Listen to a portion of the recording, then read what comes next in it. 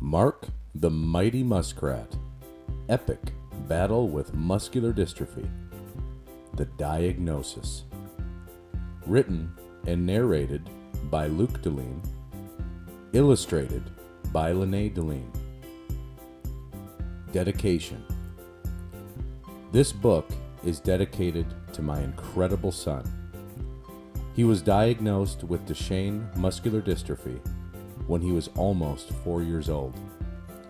My son is the definition of a true warrior who will never give up on the battle that lays before him. Your mommy, sister, and I are right there fighting with you now and forever. Love, your daddy. Like most muskrats his age, Mark loved to play. Climbing trees, running in the forest, and jumping around all day.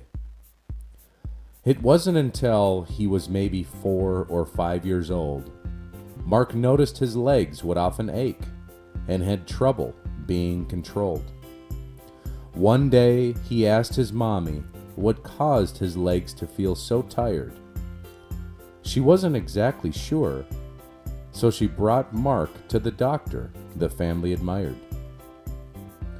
Mark and his mommy walked into the waiting room filled with boys his own age. He couldn't help but notice all of the boys had legs that hurt, each in a different stage. Some walked around just like him, and some had metal tied to the outside of their leg. Some of the boys sat in chairs with wheels, like his new friend, Matthew Gregg. Mark didn't say anything, not sure what to expect. He just sat down in a black office chair, waiting to be checked. Finally, Mark stood up as the doctor called his name. As he got closer to the office with his mommy, the more nervous he became. After speaking with the doctor, his mommy turned to Mark. "They are running some tests and we will come back soon. But now, let's go to the park." A few weeks passed and nothing seemed to change. Mark's legs would still get tired faster than his friends, which seemed to him strange. Then one day, Mark's mommy received a call, and the results were finally in. They went back to the same doctor's office where they had already been. The doctor explained to Mark and his mommy what was causing his legs to ache. In simple terms, Mark's pain was from the lack of a protein his body did not make. He explained that everyone's bodies are different, and sometimes things go wrong. For Mark, it was nothing he did at all. His muscles just weren't as strong. The doctor let both Mark and his mommy know how things will progress. "The important thing to remember," he said, "is to make sure you get plenty of rest.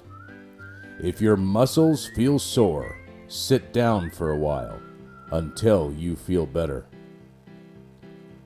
He handed Mark's mommy a bunch of material, including a long letter. They set up another appointment and were told to write their questions on a list. Doctors around the world are working hard to find a cure, though one doesn't currently exist. As they left the office, Mark could see there was sadness on his mommy's face. "It's okay, Mommy," he said. "There's plenty of time left in this race." Perhaps it's true Mark didn't fully understand the situation he was in. Or maybe he was born a true fighter who only knew one thing: to win. The road of life can be rocky and unpaved in certain spots. There's just no time to sit around and fill your mind with negative thoughts.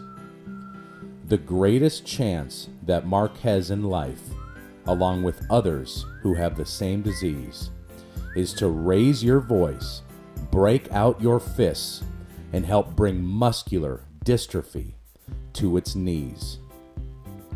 The end.